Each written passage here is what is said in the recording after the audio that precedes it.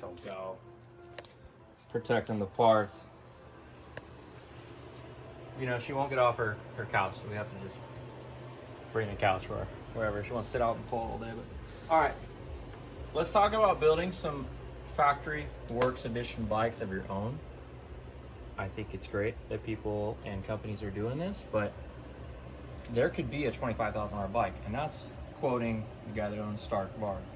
He's saying $25,000 bike. I see that on Gypsy Tales. So this is what I kind of been seeing the last year and a half, and this is what I've been wanting to do. So let's talk about the Sierra 450L, just for an example. Here we go. So we had Graham Bro completely hook us up. So, you know, he's amazing. So stock, you got a 5.3 spring. That's just the thickness of the spring. Went to a 6L. So, you know, I don't know how much stiffer that is. Is that 20% stiffer?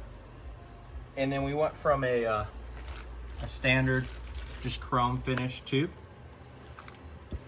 boom, to DLC coated and 18 millimeter instead of 16 millimeter. So this is like a works kit setup with diamond light coating. So pretty trick. I mean, it's still a stock fork, shock suspension setup. It's not crazy, but you know, this is just the first step, all right? And then we got the big dogs here. So we got, oh, no, it's taped off. This is, check this out. This is Jesse Nelson from 2003, Charlie Designs Honda Rider. This is a factory A-kit work suspension. Like, these are billet lugs, nitrate coated. This is back in 2003. This was A-kit, $7,000 without setup, so about $8,000. This is a factory work suspension that, you know, pretty much unobtainium, you can call them. That's what it was in 2003. Now the stock Honda, same fork. So a works edition Honda A-kit is pretty much 2003. Now I'm not saying it's exact, but it's darn close. 49 millimeter Showa. It's cool to see that 15, 18 years later, that's what they run. So when you see works bikes, it's what the pros were running, let's say a decade before, okay? Just to give you some insight on how works bikes work. All right, let's get into a little more works. Let's get works. Let's get into the works life. So there's our 450L we're building. So we had to buy this RWE. Okay, come over here. Come show the people what they want to see. So to get this RWE head, you can't really see it because it's the 2019, it's been hammered. This is a works edition Honda. To buy this head, you see it? So to buy this head, you had to have a Honda. Okay, so that's how we had to buy this bike, just to get the head, so we can run it on this 450L. So to build our own 450L with a works edition head, works edition forks, dual exhaust, run the dual exhaust on here, titanium. We're gonna torch it. We're gonna torch the tank. Look how big that titanium tank is. The titanium tank probably weighs 3.5 pounds, and it's a desert tank. So it's pretty light. It's at least 30% lighter than the other options. I do like it. I wouldn't say it's the smartest way to spend $800, but you know, they say it's cheaper to make a titanium tank. This is Honda. To make a titanium tank than it is plastic, which I'd like to meet this guy. Like in my last video, I'd like to buy him a beer and just sit down with him and wonder how that's cheaper than making a plastic molded tank. But I guess it is. Why doesn't every bike have titanium tanks then? But maybe we'll figure that out. Maybe I'll start making titanium tanks. All right, so the whole purpose is making the best bike that's built for you. Some people want the fastest bike. Let's talk about the fastest bike. I really want to race some people because I've never ridden a faster bike than this. So this is an FE 501, 6-speed, 510cc with the lowest compression piston. So it's got like a 12.8, right? So 12.8, 62 horsepower to the wheels. That's, you know, not only is this a street legal bike, it's got more power than a works edition Honda. And look at this.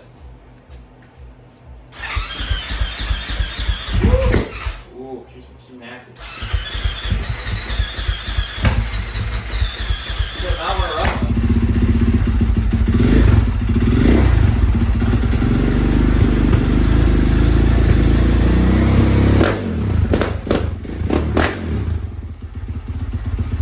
Now see, this is a stock CDI. So this is actually a CDI.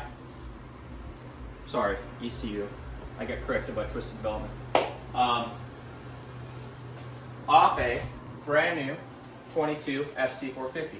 Now, it doesn't run great, but the point is to check things out because I had a CDI ECU sent from Twisted Development, and it did not run good. It just went idle, got the header all hot. It's just not set up right. So there was a miscommunication, loss in translation somewhere.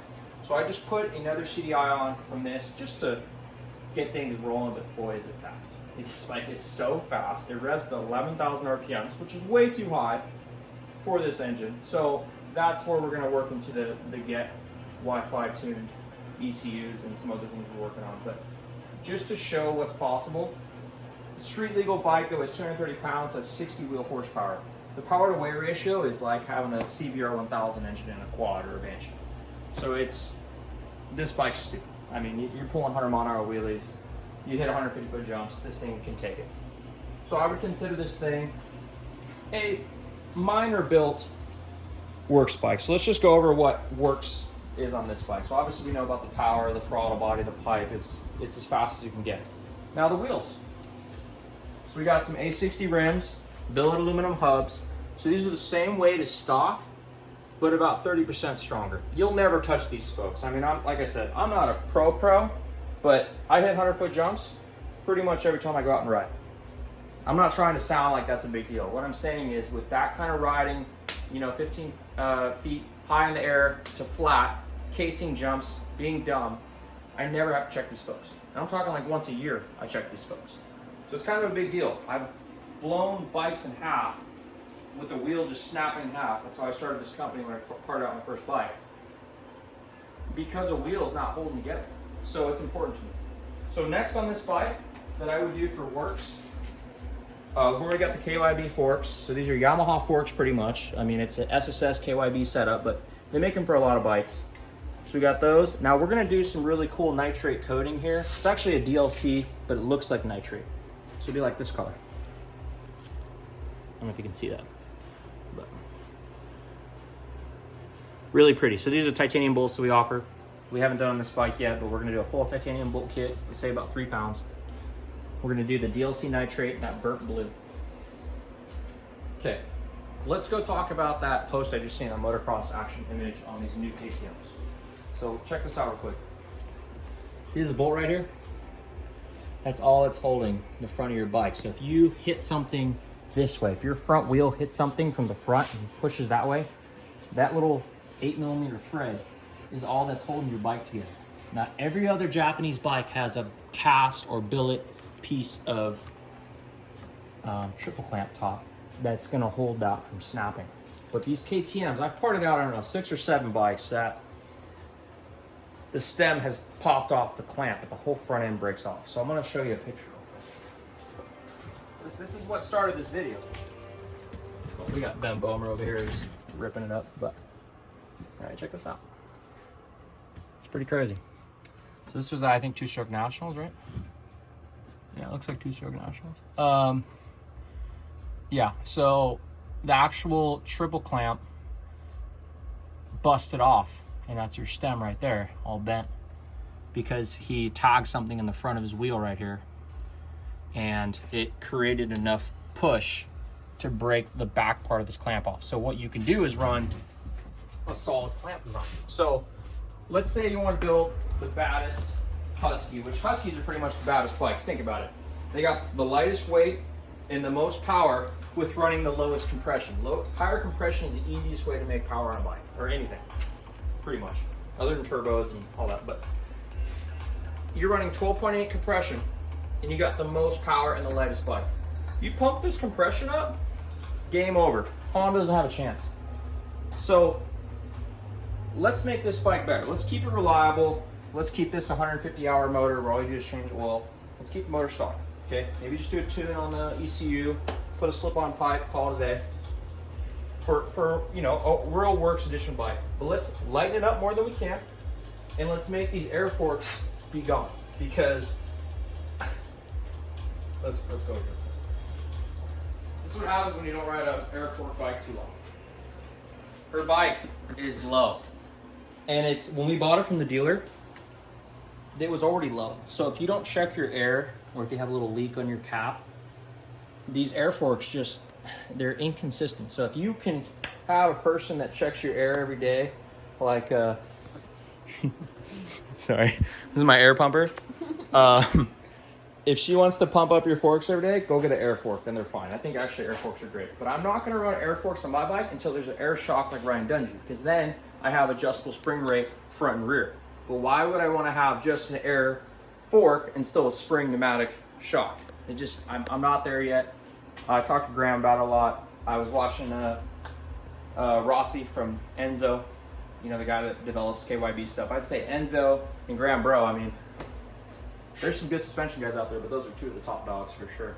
And they both are just like, you know, when are we gonna go to air shock? When there's an air shock, I believe the air forks make a lot of sense, but why would you do just half-ass? So speaking of fixing half-ass shit, because these companies are not doing it 100%, okay? And I just see this from parting out over 5,000 bikes, and I hate to say that every time, but it's like, people have a lot to say about like, oh, you don't know what you're talking about. Well, you take apart 5,000 of these, this bike has probably 100 hours on it.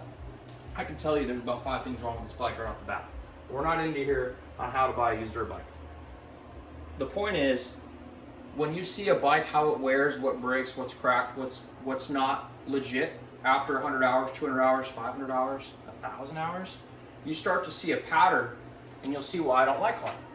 Because I feel like they're engineered to wear out. I don't understand why people think Honda's reliable, because they're fucking not. They're terrible. These bikes are not that good. And if you want them to work good, you have to put a ton of money already on top of them. Parts are pretty cheap. You can get them pretty cheap. They are cheaper than these bikes, but you ride a fresh KTM, and then you ride this Works Edition Honda. If anyone says this bike's better, they're getting paid by Honda. I'm sorry, this bike does not have anything to say against a KTM. But here's the problem with KTM. A few things. Every bike has their issues, so I'm not here to say that this is the best bike ever. But weight is the most important thing. If you can shave weight down, every time that mass moves, it's less energy on your body. It's less strength. It's easier for you to whip. It's easier for you to wheelie. It's easier for you to win. Safety is the air forks. So if you can get rid of the air forks and put some solid wheels on here, then this bike is the best. Like this bike right here. It's got the KYB forks and the upgraded rims. You know what we actually use? We use Yamaha spokes on this setup, because for some reason the Yamaha steel nipples and spokes, you never have to touch them. These wheels I've been using for 10 years. I've never had a problem. Guys that are way faster than me run this. So that's what I'm talking about. Building your own works bike is what we're trying to do. So for KTM, I would say the biggest thing is the forks and wheels. Those are the two things you want to do right off the bat and to create your own works bike. We're working on some cool carbon fiber pieces to work on aerodynamics and cut into airflow of plastics. So why don't they have perforated plastics? Why is there not plastics that are perforated? They started impregnating plastics with graphics to cut on graphics weight, because the weight of the graphics on supercross bikes are pretty heavy. So if you can cut down the material used of graphic, you save weight. So why don't they just cut the plastics and perforate them? I've talked about this guy before, but this Hard Enduro Life, he's my idol right now. Like, he's going on another level. He's taking off anodizing. He's cutting plastic where plastic you wouldn't think would matter. And it's just like saving so much weight. He's got a 150 XC with an electric start and a kickstand. He's got it for 180 pounds wet weight. 180 pounds, that's 20 pounds lighter than this Yamaha. This thing's 190. I mean, we've got some weight reduction on this, but there is so much you can do building your own works bike, and you can sell your stock parts off. So you go buy a brand new bike, you go buy a brand new KTM. You can sell these stock wheels and stock forks and then upgrade for $1,500, $2,000 and have a works bike. So you sell the stock stuff off and build your own works bike. That's really what I'm trying to get across. I don't think people are really seeing that yet.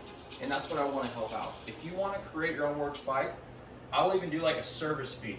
You buy one part from us, I'll help you build a bike from scratch to your needs. If you're a really fast guy or you're a blingy guy, you want the baddest 701 Supermoto and you just want it to look the best, I will put you in the right direction, if I can't do it, to get the most carbon fiber, titanium, lightest bling wheels, so you can create your own expression of a dirt bike.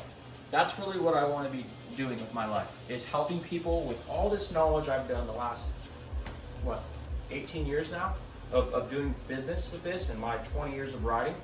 I want to show people what I've learned and help them so they don't have to buy parts off AliExpress, 15 different foot pegs and weigh this, weigh that, or break this, try this.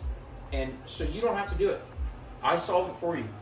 You show me by spending money on my company, maybe do a front end conversion kit. Because really, there's no one else that does it. At least does it right. Then we have brand bro to your suspension.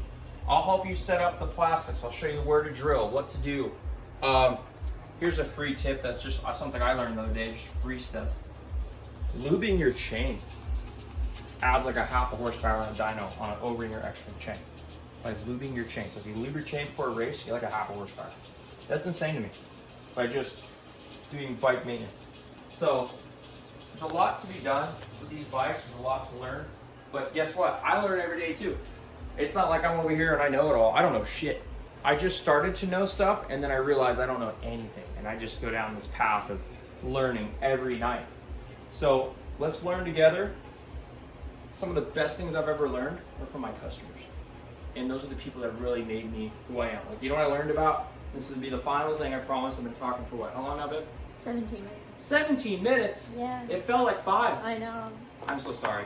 If you guys are still watching, I hate to say this, but just comment or something. Just show that I should still make this kind of stuff, because I don't, I only want to do this if people care. Like, there's no point to do it unless people don't care. So anyways, this swing arm, people have seen it, but here's what's funny. People used to give me a hard time, like, why are you ghetto rigging bikes and Frankensteining? Okay, Will Hahn, that is the factory Star Yamaha, which is factory Yamaha now. His personal bike a year ago. Guess what he's riding? This swing arm. He loves it. And you save about a pound of weight. This is a YZ125. It's hard to make these bikes any better than they already are, but there's still a lot you can do to a Yamaha. They're such great bikes, they're my favorite bikes, but to keep up with the new KTMs, you need to modify these. These are not the top dogs anymore.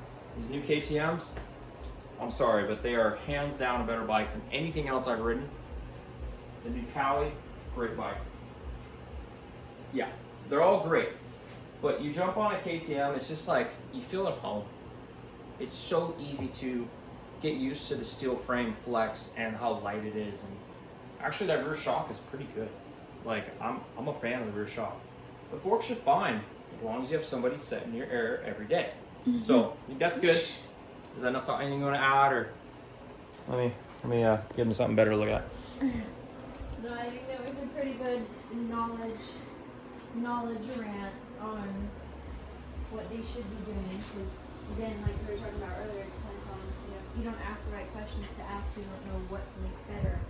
And sometimes we don't know what we should be looking for to make the bikes better. Look at these Brembo brakes on a Kyb. Sorry, babe. Sorry. Such little adjustments can make such a huge difference in your ride.